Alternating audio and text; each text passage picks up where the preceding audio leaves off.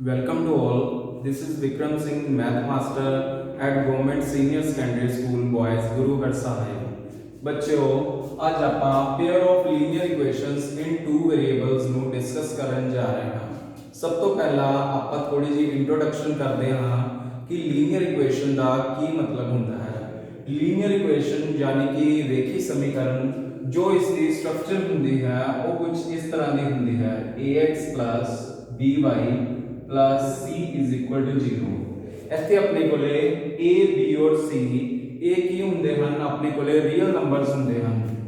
ਇੱਥੇ a b c are real numbers. a b c ਕੋਈ ਵੀ ਆਪਣੇ ਕੋਲੇ ਵਾਸਤਵਿਕ ਸੰਖਿਆ ਹੋ ਸਕਦੀ ਹੈ, ਪਰ ਇਸ ਦੇ ਨਾਲ ਸਾਡੇ ਕੋਲੇ ਇੱਕ ਹੋਰ ਕੰਡੀਸ਼ਨ ਵੀ ਇੱਥੇ ਲਾਗੂ ਹੁੰਦੀ ਹੈ ਕਿ a और b दोनों साइमल्टेनियसली जीरो नहीं होने चाहिए, मतलब a और b इको समय पे जीरो नहीं हो सकते। So we can write as a and b should not be zero. ठीक है, a and b दोनों सेम टाइम पे जीरो नहीं हो सकते। ਇਹ ਆਪਣੇ ਕੋਲੇ ਰੇਖੀ ਸਮੀਕਰਨ ਦੀ ਸਟਰਕਚਰ ਹੈ। ਇਸ ਦੇ ਰੇਖੀ ਸਮੀਕਰਨ ਤੋਂ ਆਪਾਂ ਹੋਰ ਕੀ ਸਮਝ ਸਕਦੇ ਹਾਂ, ਲੀਨੀਅਰ ਇਕੁਏਸ਼ਨ ਦਾ ਮਤਲਬ ਹੁੰਦਾ ਹੈ ਕਿ ਆਪਣੇ ਕੋਲੇ ਜੋ ਇਸ ਦਾ ਗ੍ਰਾਫ ਬਣੇਗਾ ਉਹ ਇੱਕ ਸਟ੍ਰੇਟ ਲਾਈਨ ਬਣੇਗਾ। ਜੋ ਲੀਨੀਅਰ ਇਕੁਏਸ਼ਨ ਦਾ ਗ੍ਰਾਫ ਬਣਦਾ ਹੈ ਉਹ ਸਾਡੇ ਕੋਲੇ ਇੱਕ ਸਟ੍ਰੇਟ ਲਾਈਨ ਬਣਦਾ ਹੈ, ਯਾਨੀ ਕਿ ਇੱਕ ਸਿੱਧੀ ਰੇਖਾ ਬਣਦੀ ਹੈ। ਜਦੋਂ ਅਸੀਂ ਲੀਨੀਅਰ ਇਕੁਏਸ਼ਨ ਨੂੰ ਗ੍ਰਾਫ ਤੇ ਪ੍ਰੋਡਿਊਸ ਕਰਦੇ ਹਾਂ ਤਾਂ ਸਾਨੂੰ ਇੱਕ ਸਟ੍ਰੇਟ ਲਾਈਨ ਦਿਖਾਈ ਦੇਗੀ। ਇਸ ਤੋਂ ਇਲਾਵਾ ਜੋ ਇਸ ਲੀਨੀਅਰ ਇਕੁਏਸ਼ਨ ਦੇ ਹੱਲ ਸਾਡੇ ਕੋਲੇ ਨਿਕਲ ਕੇ ਆਣਗੇ, ਯਾਨੀ ਕਿ ਸੋਲੂਸ਼ਨਸ ਆਫ ਲੀਨੀਅਰ ਇਕੁਏਸ਼ਨਸ, ਉਹ ਇਸ ਗ੍ਰਾਫ ਦੇ ਉੱਪਰ ਲਾਈ ਕਰਦੇ ਹੋਣਗੇ। all the solutions of linear equation, all solution of linear equation lie on its graph। ਸੋ ਅਸੀਂ ਲੀਨੀਅਰ ਇਕੁਏਸ਼ਨ ਤੋਂ ਇੱਕ ਹਲਕਾ ਜਿਹਾ ਆਈਡੀਆ ਲੈ ਸਕਦੇ ਹਾਂ। This is the structure of linear equation. Linear equation ਨੂੰ ਜਦੋਂ ਗ੍ਰਾਫ ਤੇ ਅਸੀਂ ਪ੍ਰੋਡਿਊਸ ਕਰਦੇ ਹਾਂ ਤਾਂ ਸਾਨੂੰ ਇੱਕ ਸਟ੍ਰੇਟ ਲਾਈਨ ਮਿਲਦੀ ਹੈ, ਔਰ ਜੋ ਇਸ ਲੀਨੀਅਰ ਇਕੁਏਸ਼ਨ ਦੇ ਸੋਲੂਸ਼ਨਸ ਹੋਣਗੇ ਉਹ ਕੀ ਹੈ, ਉਹ ਸਾਰੇ ਸੋਲੂਸ਼ਨਸ ਇਸ ਦੇ ਗ੍ਰਾਫ ਦੇ ਉੱਪਰ ਜਿਹੜੇ ਬਿੰਦੂ ਹੋਣਗੇ, ਪੁਆਇੰਟਸ ਹੋਣਗੇ, ਉਹ ਲਾਈ ਕਰਨਗੇ। ਅਸੀਂ ਇੱਕ ਐਗਜ਼ਾਮਪਲ ਲੈਣੇ ਹਾਂ linear equation the. 2x plus 3y is equal to 6। ਇਹ ਸਾਡੇ ਕੋਲ ਇੱਕ ਰੇਖੀ ਸਮੀਕਰਨ ਹੈ ਜਿਸ ਦੀ ਜੋ ਬਣਤਰ ਹੈ ਬਿਲਕੁਲ ਇਸ ਜਨਰਲ ਫਾਰਮ ਦੀ ਤਰ੍ਹਾਂ ਹੈ, ਜਿਸ ਵਿੱਚ 2 3 और 6 ਹਨ ਜੋ ਕਿ ਉਹ ਰੀਅਲ ਨੰਬਰਸ ਹਨ, और 2 और 3 ਸਾਈਮਲਟੇਨੀਅਸਲੀ ਜ਼ੀਰੋ ਨਹੀਂ ਹਨ, ਕੋਈ ਵੀ ਜ਼ੀਰੋ ਨਹੀਂ ਹੈ। ਸੋ ਅਸੀਂ ਅਗਰ ਇਹਨਾਂ ਦੇ ਦੋ ਪੁਆਇੰਟਸ ਦੇਖਣੇ ਹੋਣ ਤਾਂ ਅਸੀਂ ਕਿਵੇਂ ਦੇਖਾਂਗੇ। ਸਭ ਤੋਂ ਪਹਿਲਾਂ ਅਸੀਂ ਦੇਖਾਂਗੇ x ਨੂੰ ਅਸੀਂ ਕੋਈ ਵੀ ਨੰਬਰ ਫਿਲ ਕਰ ਸਕਦੇ ਹਾਂ। ਮੈਂ ਤੇ 0 ਫਿਲ ਕਰ ਰਿਹਾ ਹਾਂ। x ਨੂੰ ਅਗਰ ਮੈਂ ਤੇ 0 ਫਿਲ ਕਰਦਾ ਹਾਂ ਤਾਂ ਮੇਰੇ ਕੋਲੇ y2 ਆ ਜਾਏਗਾ। ਅਗਰ ਮੈਂ y ਨੂੰ 0 ਫਿਲ ਕਰਦਾ ਹਾਂ ਤਾਂ ਮੇਰੇ ਕੋਲੇ x ਦੀ ਵੈਲਿਊ ਆ ਜਾਏਗੀ 3। ਅਗਰ ਮੈਂ ਇਸ ਨੂੰ ਗ੍ਰਾਫ ਦੇ ਉੱਤੇ ਪਲੋਟ ਕਰਾਂ 1 2 3, ਇਹ ਸਾਡਾ x ਐਕਸਿਸ ਹੋ ਗਿਆ, ਇਹ ਸਾਡਾ y ਐਕਸਿਸ ਹੋ ਗਿਆ। ਸਿਮਿਲਰਲੀ ਇੱਥੇ ਵੀ ਅਸੀਂ 1 2 और 3 ਲਿਖ ਦਿੰਦੇ ਹਾਂ। ਇਹਨਾਂ ਪੁਆਇੰਟਸ ਨੂੰ ਅਗਰ ਅਸੀਂ xy ਪਲੇਨ ਦੇ ਉੱਪਰ ਅਗਰ ਡਿਨੋਟ ਕਰੀਏ ਤਾਂ ਸਾਡੇ ਕੋਲੇ x0 ਔਰ y2 ਆ ਜਾਏਗਾ। x0 ਔਰ y2 ਇਹ ਸਾਡੇ ਕੋਲੇ ਇੱਥੇ ਆ ਜਾਏਗਾ। ਇਹ ਪੁਆਇੰਟ ਹੋ ਗਿਆ 0 2। ਸਿਮਿਲਰਲੀ ਜਿਹੜਾ ਆਪਣੇ ਕੋਲੇ ਇਹ ਪੁਆਇੰਟ ਹੈ 3 ਔਰ 0, ਇਹ ਇਦਾਂ। ਇਹਨਾਂ ਨੂੰ ਅਗਰ ਅਸੀਂ ਮਿਲਾ ਕੇ ਦੇਖੀਏ ਤਾਂ ਇੱਥੋਂ ਆਪਾਂ ਦੇਖ ਸਕਦੇ ਹਾਂ ਕਿ ਜੋ ਲੀਨੀਅਰ ਇਕੁਏਸ਼ਨ ਦਾ ਗ੍ਰਾਫ ਹੁੰਦਾ ਹੈ ਇੱਕ ਸਟ੍ਰੇਟ ਲਾਈਨ ਹੁੰਦਾ ਹੈ, और जो लीनियर इक्वेशन के हल निकल के आते हैं वो इस ग्राफ इस स्ट्रेट लाइन के ऊपर ही लाई करते हैं। सो बच्चों आई होप कि तुहानू लीनियर इक्वेशन का मतलब समझ विच आया होगा। हुण इस तो बाद आपां देखते हैं अगर साडे कोले दो रेखी समीकरण होण तां फिर आपां किद्दां डील करना है।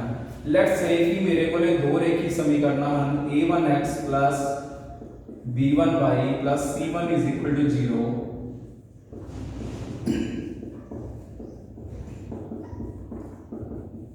I have a pair of linear equations, ਮੇਰੇ ਕੋਲ ਇਹ ਲੀਨੀਅਰ ਇਕੁਏਸ਼ਨ ਦਾ ਜੋੜਾ ਹੈ। ਹੁਣ ਮੈਂ ਦੇਖਣਾ ਹੈ ਕਿ ਮੈਂ ਇਸ ਲੀਨੀਅਰ ਇਕੁਏਸ਼ਨਸ ਨੂੰ ਗ੍ਰਾਫ ਦੇ ਵਿੱਚ ਕਿੱਦਾਂ ਰਿਪਰੈਜ਼ੈਂਟ ਕਰ ਸਕਦਾ ਹਾਂ। ਸੋ ਇਸ ਵਾਸਤੇ ਸਾਡੇ ਕੋਲ ਅਸੀਂ ਇੱਕ ਰੇਸ਼ੀਓ ਦੇ ਆਧਾਰ ਤੇ ਯਾਨੀ ਕਿ ਅਨੁਪਾਤ ਦੇ ਆਧਾਰ ਤੇ ਅਸੀਂ ਇਹ ਚੈੱਕ ਕਰ ਸਕਦੇ ਹਾਂ ਕਿ ਜਦੋਂ ਅਸੀਂ ਇਹ ਲੀਨੀਅਰ ਇਕੁਏਸ਼ਨ ਨੂੰ ਸਾਈਮਲਟੇਨੀਅਸਲੀ ਗ੍ਰਾਫ ਦੇ ਉੱਤੇ ਰਿਪਰੈਜ਼ੈਂਟ ਕਰਾਂਗੇ ਤਾਂ ਸਾਨੂੰ ਕਿੱਦਾਂ ਦਾ ਗ੍ਰਾਫ ਜਿਹੜਾ ਹੈ ਉਹ ਨਜ਼ਰ ਆਏਗਾ।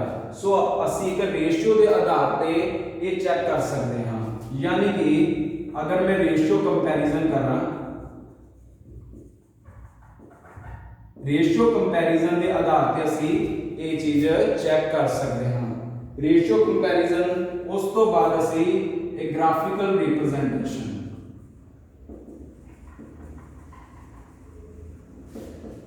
And algebraic representation.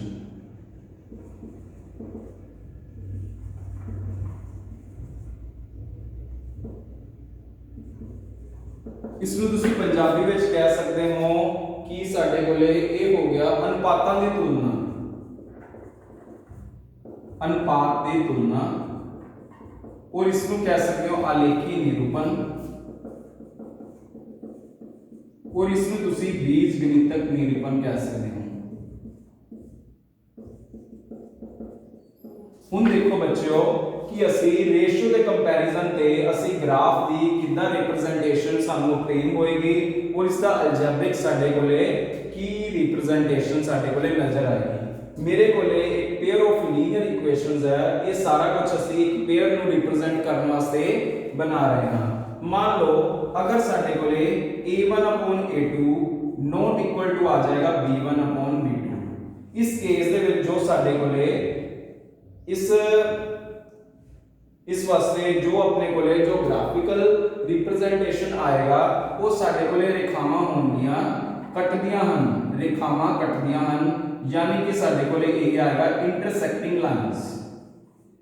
ये साडे कोले आ जाएगा इंटरसेक्टिंग लाइंस। इंटरसेक्टिंग लाइंस का मतलब है कि साडे कोले एक पॉइंट मिलेगा सानू, यानी कि साडे कोले आ जाएगा एक हल है, एक हल है। इस वास्ते ये साडे कोले आ जाएगा, थोड़ा जिहा आपां रेस करते हैं इसनूं। अगर असीं इसका ग्राफ देखना होवे तां कुछ इदां दा अपने कोले एक ग्राफ आएगा, यानी कि जदों ये दो जो अपने कोले पेयर ऑफ लीनियर इक्वेशंस है जदों ये एक दूसरे नूं इंटरसेक्ट करनियां तां एक इक्को यूनिक पॉइंट ते मीट करनियां, तां असीं कह सकते हां कि इस केस दे विच साडे कोले मिलेगा यूनिक सॉल्यूशन। नेक्स्ट जो अपने कोले आएगा रेशियो के आधार पे ਅਸੀਂ चेक कर सकते हैं a1/a2 is equal to b1/b2 is not equal to c1/c2। इस केस दे विच ਅਸੀਂ देखांगे सब तो पहला ਅਸੀਂ इक्वालिटी वाला केस भी देख लेंदे हां कि इस केस दे विच अपने कोले की आएगा जदों साडे कोले a1/a2 दी रेशियो b1/b2 और c1/c2 दोनों बराबर आ जाएंगे, उस केस दे विच ਅਸੀਂ देखना है जो साडियां रेखावां होंगियां वो संपाती होंगियां। संपाती मतलब कोइंसिडेंट। कोइंसिडेंट के केस दे विच ਅਸੀਂ बोलांगे कि रेखी समीकरण के जोड़े दे अनेकां हल हैं, अनेकां हल हैं जिन्हों ਅਸੀਂ ਕਿਹਾ ਕਰਾਂਗੇ ਰਾਜੇ कि we have many solutions, many solutions। many solution ਦੇ ਕੇਸ ਦੇ ਵਿੱਚ ਅਸੀਂ ਦੇਖਾਂਗੇ ਕਿ ਸਾਡੇ ਕੋਲੇ ਜੋ ਆਏਗੀ ਲਾਈਨ ਉਸ ਦੇ ਉੱਪਰ ਅਸੀਂ ਇੱਕ ਹੀ ਲਾਈਨ ਦੇ ਉੱਪਰ ਕਾਫੀ ਸਾਰੇ ਪੁਆਇੰਟਸ ਅਸੀਂ ਡਿਨੋਟ ਕਰ ਪਾਵਾਂਗੇ। ਇਹ ਲਾਈਨ ਇੱਕ ਦੂਸਰੇ ਦੇ ਉੱਪਰ ਹੀ ਆ ਜਾਏਗੀ ਅਗਰ ਅਸੀਂ many solution ਦੇਖਾਂਗੇ। ਜਿਵੇਂ ਕਿ ਫਸਟ ਕੇਸ ਦੇ ਵਿੱਚ ਅਸੀਂ ਦੇਖਿਆ ਸੀਗਾ ਕਿ ਲਾਈਨ ਇੱਕ ਦੂਸਰੇ ਨੂੰ ਕੱਟ ਰਹੀਆਂ ਸੀ और इस दे विच जो साडे कोले दो लाइंस होंगियां वो एक दूसरे दे ऊपर ही आ जाएंगी, यानी कि कोइंसाइड करनगियां लाइंस। और जो थर्ड केस अपने कोले बनता है a1/a2 is equal to b1/b2 is not equal to c1/c2। इस केस दे विच राजे अपने कोले जो रेखावां आनियां वो साडे कोले ग्राफ बनेगा समांतर रेखावां, यानी कि पैरेलल लाइंस। साडे कोले इस लीनियर पेयर का समांतर रेखावां वाला ਸਾਡੇ ਕੋਲੇ ਗ੍ਰਾਫ ਬਣੇਗਾ। ਇਸ ਨੂੰ ਇਸ ਕੇਸ ਦੇ ਵਿੱਚ ਜੋ ਇਸ ਦਾ ਬੀਜਗਣਿਤਕ ਨਿਰੂਪਣ ਸਾਡੇ ਕੋਲੇ ਨਿਕਲ ਕੇ ਆਏਗਾ, ਅਸੀਂ ਕਹਾਂਗੇ ਕਿ ਕੋਈ ਹੱਲ ਨਹੀਂ। It means no solutions. No solution ਅਸੀਂ ਕਿਉਂ ਕਹਿ ਰਹੇ ਹਾਂ? ਕਿਉਂਕਿ ਸਾਡੇ ਕੋਲੇ ਇਸ ਕੇਸ ਦੇ ਵਿੱਚ ਦੋ ਪੈਰਲਲ ਲਾਈਨਸ ਆਣਗੀਆਂ ਐਂਡ ਵੀ ਨੋ ਦੈਟ ਕਿ ਪੈਰਲਲ ਲਾਈਨਸ ਨੈਵਰ ਮੀਟਸ, ਮਤਲਬ ਕਿ ਸਾਡੇ ਕੋਲੇ ਕੋਈ ਵੀ ਦੋਨਾਂ ਦਾ ਇੰਟਰਸੈਕਟਿੰਗ ਪੁਆਇੰਟਸ ਨਹੀਂ ਆ ਰਿਹਾ, ਦੋਨਾਂ ਦਾ ਕੋਈ ਵੀ ਕਾਮਨ ਪੁਆਇੰਟ ਨਿਕਲ ਕੇ ਨਹੀਂ ਆ ਰਿਹਾ। ਸੋ ਇਹ ਸੀ ਅੱਜ ਦਾ ਲੈਕਚਰ, ਜਿਸ ਵਿੱਚ ਅਸੀਂ ਕੀਤਾ ਹੈ ਕਿ ਲੀਨੀਅਰ ਇਕੁਏਸ਼ਨ ਦਾ ਕੀ ਮਤਲਬ ਹੈ, ਔਰ ਜਦੋਂ ਅਸੀਂ एक पेयर ऑफ लीनियर इक्वेशंस ਨੂੰ ਗ੍ਰਾਫ ਤੇ ਪਲਾਟ ਕਰਾਂਗੇ ਤਾਂ ਸਾਡੇ ਕੋਲੇ ਕਿਹੜੇ-ਕਿਹੜੇ ਕੇਸ ਨਜ਼ਰ ਆਣਗੇ। ਸੋ ਫਸਟ ਕੇਸ ਜੋ ਆਪਣੇ ਕੋਲੇ ਆਏਗਾ ਇਹ ਰਾਜੇ ਰੇਸ਼ੀਓ ਦੇ ਆਧਾਰ ਤੇ ਅਸੀਂ ਚੈੱਕ ਕਰਾਂਗੇ ਕਿ ਜਦੋਂ ਸਾਡੇ ਕੋਲੇ ਫਸਟ ਕੇਸ ਆਏਗਾ ਤਾਂ ਲਾਈਨਸ ਇੰਟਰਸੈਕਟਿੰਗ ਆ ਜਾਣਗੇ ਆਪਣੇ ਕੋਲੇ ਔਰ ਯੂਨੀਕ ਸੋਲੂਸ਼ਨ ਹੋਏਗਾ। ਔਰ ਸੈਕੰਡ ਕੇਸ ਦੇ ਵਿੱਚ ਆਪਣੇ ਕੋਲੇ ਲਾਈਨਸ ਕੋਇਨਸੀਡੈਂਟ ਆਣਗੀਆਂ ਜਿਹਨੂੰ ਅਸੀਂ ਮੈਨੀ ਸੋਲੂਸ਼ਨ ਕਹਾਂਗੇ। और थर्ड केस ਦੇ ਵਿੱਚ ਆਪਣੇ ਕੋਲੇ ਪੈਰਲਲ ਲਾਈਨਸ ਦਾ ਗ੍ਰਾਫ ਆਏਗਾ ਜਿਸ ਨੂੰ ਅਸੀਂ ਕਹਾਂਗੇ ਨੋ ਸੋਲੂਸ਼ਨ। ਇਸ ਤੋਂ ਇਲਾਵਾ ਜੋ ਆਪਣੇ ਕੋਲੇ ਇਹ ਫਸਟ ਦੋ ਕੇਸ ਨੇ, ਅਸੀਂ ਇਸ ਕੇਸ ਦੇ ਵਿੱਚ ਕਹਾਂਗੇ ਕਿ ਸਾਡੇ ਕੋਲੇ ਜੋ ਰੇਖੀ ਸਮੀਕਰਨ ਦਾ ਜੋੜਾ ਹੈ ਉਹ ਸੰਗਤ ਜੋੜਾ ਹੈ ਰੇਖੀ ਸਮੀਕਰਨ ਦਾ, और जो लास्ट वाला होएगा ये होएगा असंगत जोड़ा। ठीक है राजे, यानी कि जो अपने कोले सॉल्यूशन होएगा वो कंसिस्टेंट होएगा और ये साडे कोले होएगा inconsistent. I hope you understand the whole lecture. So thank you very much for watching this video.